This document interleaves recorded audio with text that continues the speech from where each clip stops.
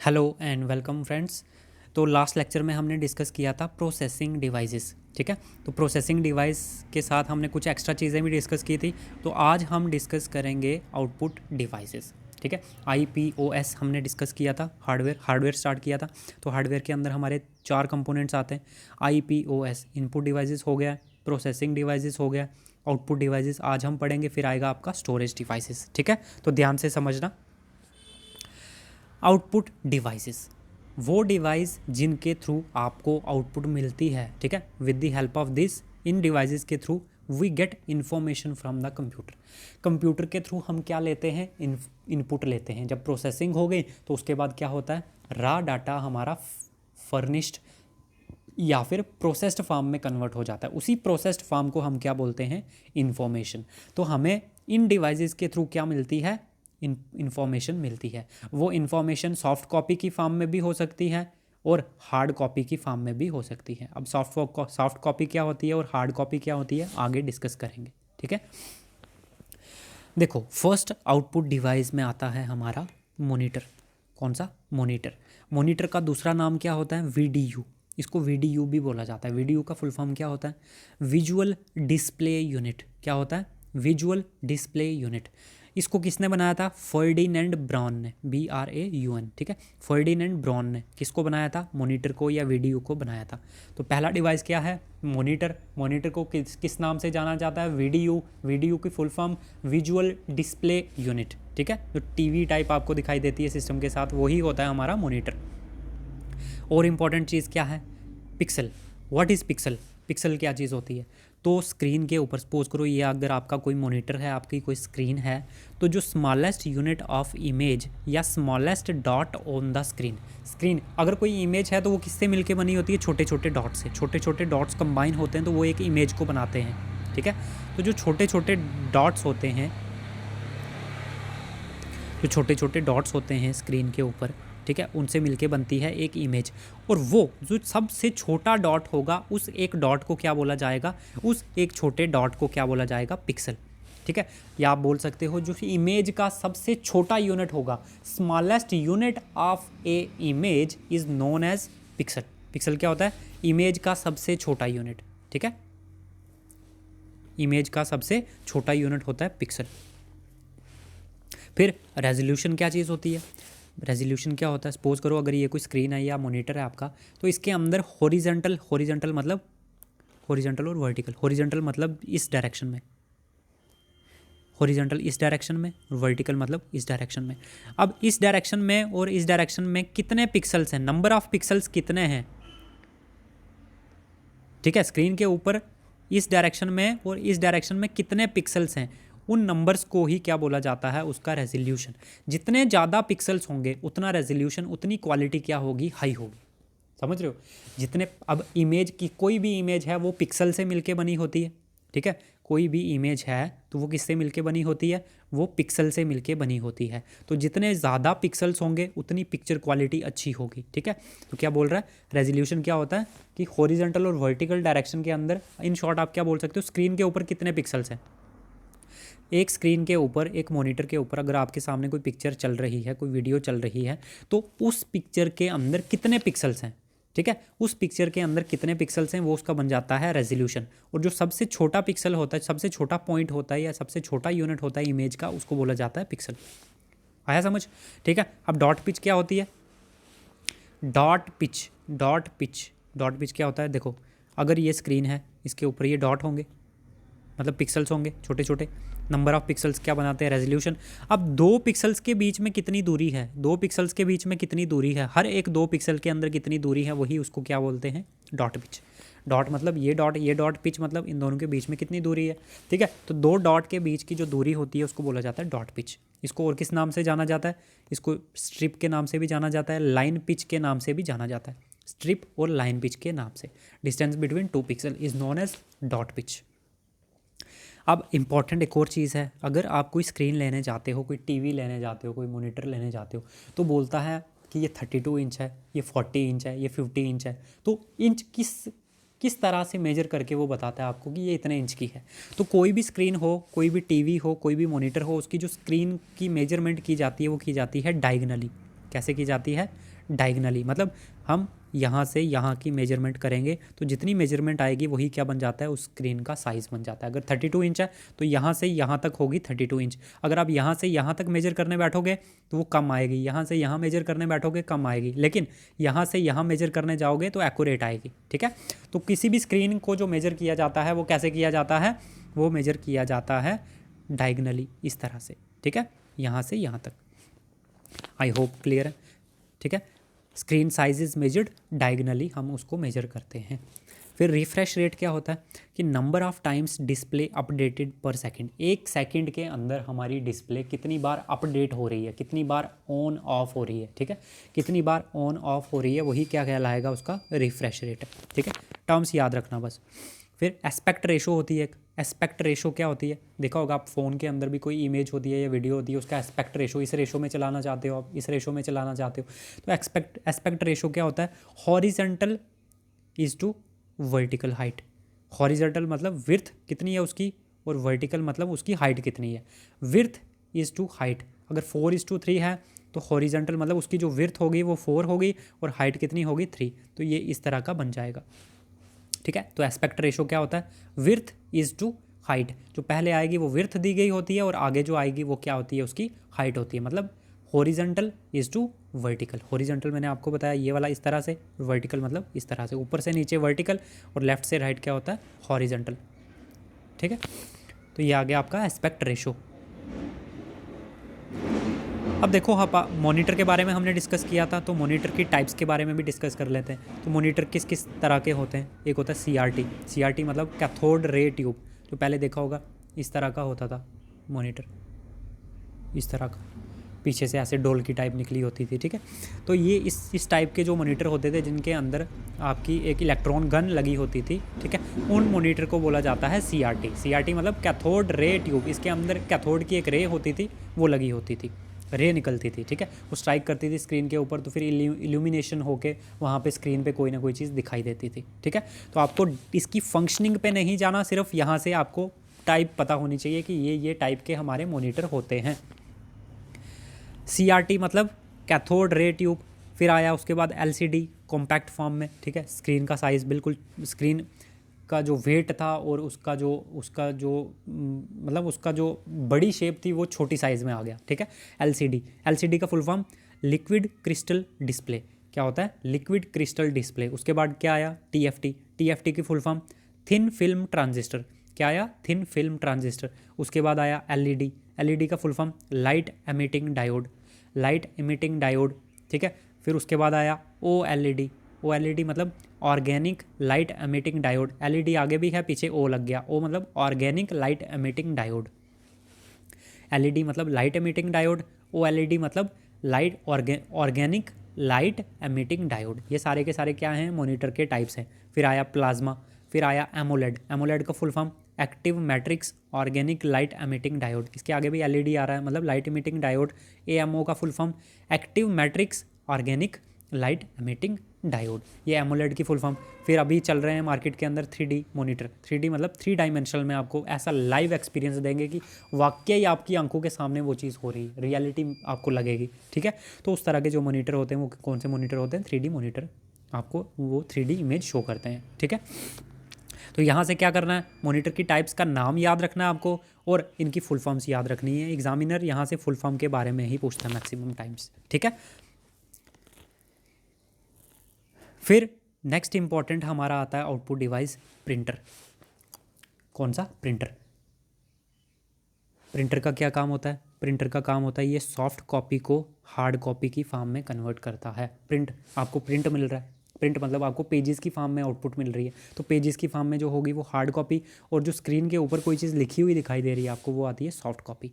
ठीक है, स्क्रीन के अंदर कोई चीज़ लिखी हुई दिखाई दे रही है, वो सॉफ्ट कॉपी हो गई। जैसे आप PDF कोई पढ़ते हो फ़ोन के अंदर या लैपटॉप के अंदर, तो वो सॉफ्ट कॉपी हो गई। लेकिन जब आप उस PDF का प्रिंट आउट निकलवाते हो पेजेस की फॉर्म में, वो आ जाती है आपकी हार्ड कॉपी। ठीक है, तो ये क्या करेगा, सॉफ्ट कॉपी को हार्ड कॉपी की फॉर्म में कन्वर्ट करेगा। ठीक है, इसको बनाया किसने था प्रिंटर को, आई गुटनबर्ग ने। इंपॉर्टेंट पॉइंट है। ठीक है, ये भी आई गुटनबर्ग ने क्या किया था, प्रिंटर को बनाया था। फिर प्रिंटर हमारे 2 तरह के होते हैं। प्रिंटर से एक क्वेश्चन पक्का बनेगा आपके एग्जाम में। ठीक है, डेफिनेटली, इम्पैक्ट प्रिंटर और दूसरा नॉन इम्पैक्ट प्रिंटर।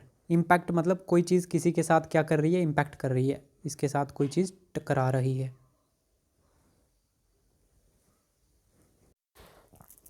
देखो इम्पैक्ट प्रिंटर और दूसरा क्या है, नॉन इम्पैक्ट प्रिंटर। अब इम्पैक्ट प्रिंटर क्या होता है, इम्पैक्ट मतलब किसी के साथ कोई चीज़ जुड़ेगी, ये कोई चीज़ है तो इसके साथ कोई ना कोई चीज़ टकराएगी, इसके साथ बिल्कुल कनेक्ट होगी, उसको बोला जाता है इम्पैक्ट प्रिंटर। देखो क्या होगा, इम्पैक्ट प्रिंटर के अंदर क्या होता है, एक हैमर होता है, हैमर का हेड होता है जो रिबन के साथ बार बार टकराता है। ये रिबन आ गया, सपोज करो ये रिबन मैंने मान लिया, ये क्या है, हैमर का हेड। हैमर का हेड क्या करेगा, बार बार जाके इसके साथ टकराएगा, ठप ठप ठप, इस तरह से टकराता रहेगा इसके साथ। तो जितनी बार टकराएगा उतने डिजिट्स आपके क्या होते रहेंगे, छापने हो जाएंगे, प्रिंट होते रहेंगे, ठीक है। तो जब हैमर का हेड रिबन के साथ स्ट्राइक करेगा, कौन सा प्रिंटर ऐसे प्रोसेस का यूज़ करता है, तो आपका इम्पैक्ट प्रिंटर इस प्रोसेस का यूज़ होता है। इम्पैक्ट प्रिंटर के अंदर क्या होगा, इम्पैक्ट प्रिंटर के अंदर एक हैमर होगा, उसका जो हेड होगा वो रिबन के साथ बार बार जाके टकराएगा, स्ट्राइक करेगा, जिसकी वजह से प्रिंटिंग हो जाएगी। प्रिंटिंग प्रोसेस इस तरीके से होता है, किसके अंदर, इम्पैक्ट प्रिंटर के अंदर, ठीक है। अब कोई चीज़ देखो, आप कोई चीज़ किसी चीज़ के साथ टकरा रही है तो नॉइस होगा, बिल्कुल, तो ये इम्पैक्ट प्रिंटर क्या हो जाएगा, नॉइजी हो जाएगा, और इसका रेजोल्यूशन भी क्या होगा, कम होगा, ठीक है। रेजोल्यूशन क्या होगा, कम, अच्छी क्वालिटी का प्रिंट नहीं मिलेगा इम्पैक्ट प्रिंटर के थ्रू।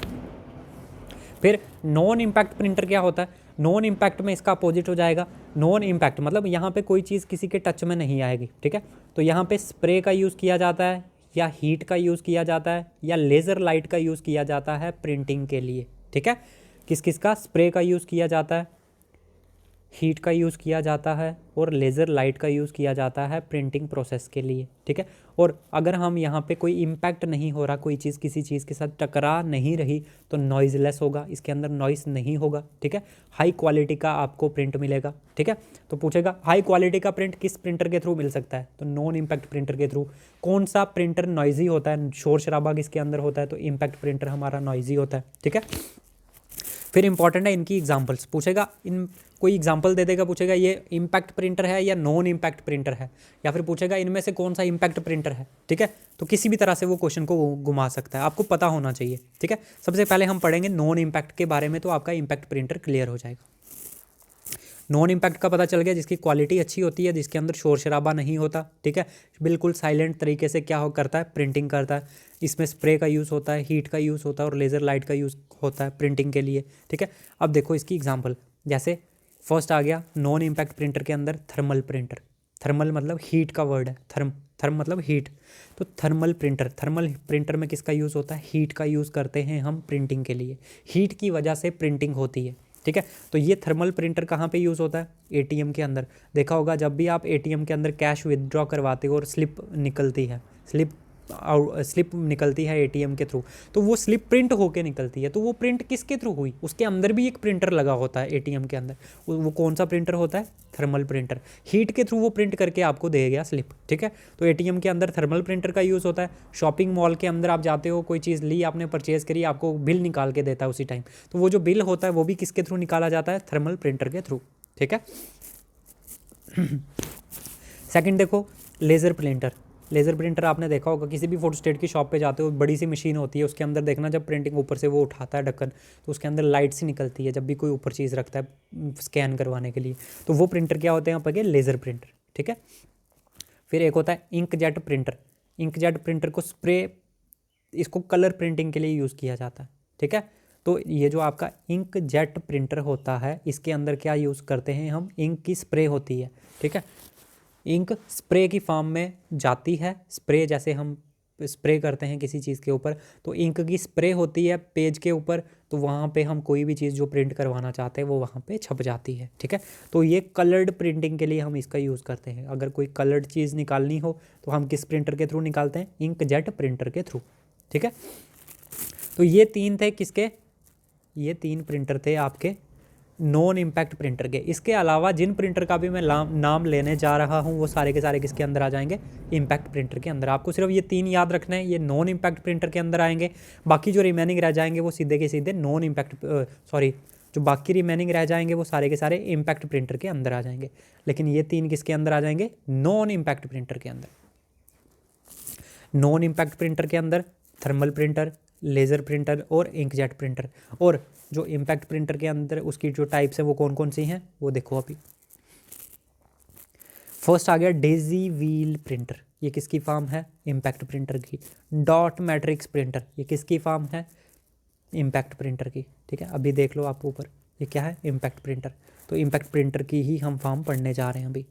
फर्स्ट आ गया आपका daisy wheel printer, daisy wheel के बाद dot matrix printer, daisy wheel printer, dot matrix printer, इन दोनों प्रिंटर को क्या बोला जाता है? Character printer.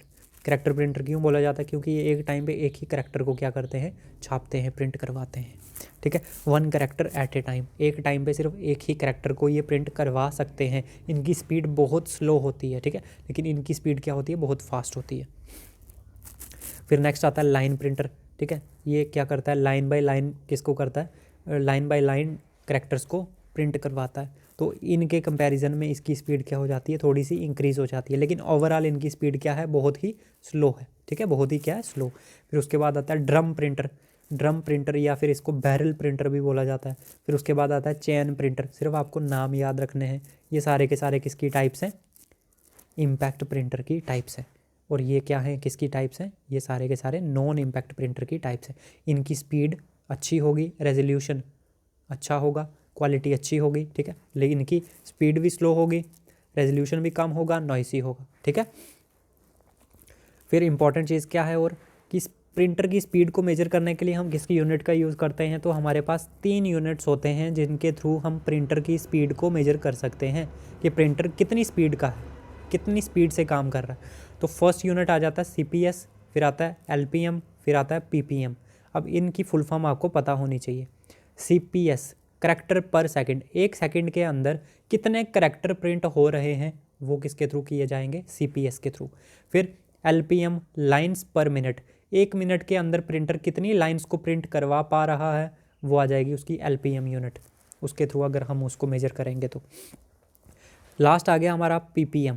PPM मतलब पेजेस पर मिनट, एक मिनट के अंदर प्रिंटर आपको कितने पेज आउटपुट में दे रहा है, कितने पेज प्रिंट करवा के दे रहा है, वो उसका बन जाएगा PPM, पेजेस पर मिनट। ठीक है, किसी की स्पीड हाई है हम PPM के थ्रू उसको मेजर करेंगे, किसी की स्पीड स्लो है तो हम उसको CPS के थ्रू मेजर करेंगे। ठीक है, फिर resolution of A printer, printer का रेजोल्यूशन कैसा है, प्रिंटर की क्वालिटी कैसी है, किस क्वालिटी का प्रिंट आउट दे रहा है, उसके लिए हम कौन सा यूनिट यूज़ करते हैं?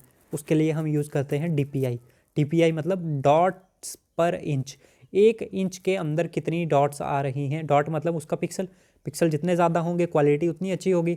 तो डॉट, एक इंच के अंदर कितनी डॉट्स हैं वो उसका बन जाएगा DPI, डॉट्स पर इंच। उसके थ्रू हम प्रिंटर का रेजोल्यूशन बता सकते हैं। ठीक है, फिर एक डिवाइस और होता है आपका प्लॉटर, ये भी क्या है? Output device.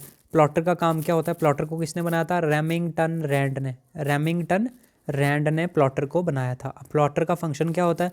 Large images, graphics, map, charts, banner and poster, ये सारे की सारी चीज़ें अगर आपको आउटपुट फॉर्म में चाहिए तो हम किसका यूज़ करवाते हैं? प्लॉटर का। ठीक है, कोई बड़ा बैनर बनाना हो, पोस्टर बनाना हो, कोई चार्ट बनाना हो, मैप बनाना हो, बड़ा ग्राफिक कोई चीज़ बनानी हो इमेज की फॉर्म में, तो उसके लिए हम किसका यूज़ करते हैं? प्लॉटर का, क्योंकि वो प्रिंटर के थ्रू नहीं निकाले जा सकते बड़े बड़े इमेजेस की फॉर्म में। ठीक है, तो प्लॉटर का यूज़ किस लिए होता है? इन सारी चीज़ों के लिए। फिर एक और डिवाइस होता है स्पीकर, ये भी क्या है? Output device. स्पीकर क्या करता है? इसको किसने बनाया था? अलेक्जेंडर ग्राम बेल ने स्पीकर को इन्वेंट किया था। अब स्पीकर का काम क्या होता है? ये क्या करता है? स्पीकर इलेक्ट्रिकल सिग्नल को साउंड सिग्नल के अंदर क्या करता है? कन्वर्ट करता है। इलेक्ट्रिकल सिग्नल को साउंड सिग्नल के अंदर क्या करता है? कन्वर्ट करता है। स्पीकर के थ्रू आपको क्या मिलती है? आवाज़ मिलती है, लेकिन वो आवाज़ कहाँ से आती है? इलेक्ट्रिकल सिग्नल की फॉर्म में उसके पास आती है और वो इलेक्ट्रिकल सिग्नल को कन्वर्ट करता है साउंड सिग्नल में, तो तभी आपको स्पीकर के थ्रू आवाज़ सुनाई देती है। तो ये क्या करेगा? इलेक्ट्रिकल सिग्नल को साउंड सिग्नल के अंदर कन्वर्ट करेगा। कौन? स्पीकर। फिर प्रोजेक्टर, प्रोजेक्टर भी आपका क्या है? Output device. इसको किसने बनाया था? गिनी डोलगॉफ ने। ठीक है, ये किस काम आता है? कोई चीज़ अगर आपको लार्ज स्क्रीन के ऊपर देखनी है तो आप प्रोजेक्टर का यूज़ करोगे। ठीक है, ये ऐसे ही है, ध्यान में नहीं रखना। फिर GPS फुल फॉर्म याद रखना, ग्लोबल पोजिशनिंग सिस्टम। GPS का फुल फॉर्म क्या होता है? Global positioning system. इसको किसने डेवलप किया था? US department of defence. ठीक है, यूएस यूनाइटेड स्टेट का जो डिफेंस डिपार्टमेंट है, आर्मी का डिपार्टमेंट है, उन्होंने बनाया था जीपीएस सिस्टम को, ठीक है, ग्लोबल पोजिशनिंग सिस्टम को। फिर इंडिया का कौन सा, इंडिया का भी तो कोई होगा ग्लोबल पोजिशनिंग सिस्टम, ठीक है, ये यूएस का है, लेकिन इंडिया का कौन सा है, IRNSS, Indian regional navigation satellite system, और NAVIC नेविगेशन सिस्टम, इसको इस नाम से भी जाना जाता है, Indian regional navigation satellite system. इसको किसने बनाया है, इसरो ने, ठीक है, ये इंडिया यूज़ करता है इसका। एक्स्ट्रा इन्फॉर्मेशन है, ज़्यादा ध्यान में रखने की कोई ज़रूरत नहीं है, ठीक है, छोड़ो इसको, सिर्फ जीपीएस का फुल फॉर्म याद रखना, और बनाया किसने था, यूएस डिपार्टमेंट ऑफ डिफेंस ने। फिर नेक्स्ट इंपॉर्टेंट हमारा आउटपुट डिवाइस क्या है, मॉडम। मॉडम का काम क्या होता है, मॉडम की फुल फॉर्म सबसे इंपॉर्टेंट है, मॉडम की फुल फॉर्म होती है MOD, मतलब मॉड्यूलेशन, MOD मॉड्यूलेशन और डीमॉड्यूलेशन। मॉड्यूलेशन भी होता है इसके अंदर और डीमॉड्यूलेशन भी होता है, किसके अंदर, मॉड्यूलेशन, मॉडम के अंदर। मॉडम एक ऐसा डिवाइस होता है जो दो प्रोसेस करता है, एक मॉड्यूलेशन, दूसरा डीमॉड्यूलेशन। अब क्या होता है मॉड्यूलेशन, क्या होता है डीमॉड्यूलेशन, वो देखो। मॉड्यूलेशन मतलब एनालॉग सिग्नल को डिजिटल सिग्नल के अंदर कन्वर्ट करना। कोई भी चीज़ अगर एनालॉग फॉर्म में है, इस फॉर्म में है, तो उसको क्या करना, डिजिटल फॉर्म में कन्वर्ट करना, 0 और 1 की फॉर्म में कन्वर्ट करना। 0 मतलब ऑफ, 1 मतलब ऑन, ठीक है। तो जब कोई चीज़ हम एनालॉग को डिजिटल के अंदर कन्वर्ट करवाने के लिए यूज़ करते हैं, तो उस डिवाइस को क्या, उस प्रोसेस को क्या बोला जाता है, मॉड्यूलेशन। मॉड्यूलेशन एक ऐसा प्रोसेस होता है जिसमें हम एनालॉग सिग्नल को डिजिटल सिग्नल के अंदर कन्वर्ट करते हैं। ये हमेशा ट्रांसमीटर साइड पे लगा होता है। अगर यहाँ से हमें कोई इन्फॉर्मेशन यहाँ पे भेजनी है, तो भेज कहाँ से रहे हैं, यहाँ से, ये ट्रांसमीटर साइड होगी, और पहुँचेगी कहाँ पे, यहाँ पे, तो ये क्या है, रिसीवर साइड। ये ट्रांसमीटर साइड, ये रिसीवर साइड। तो ये जो आपका मॉड्यूलेशन होता है, ये हमेशा ट्रांसमीटर साइड पे प्रोसेस होता है, ये वाला।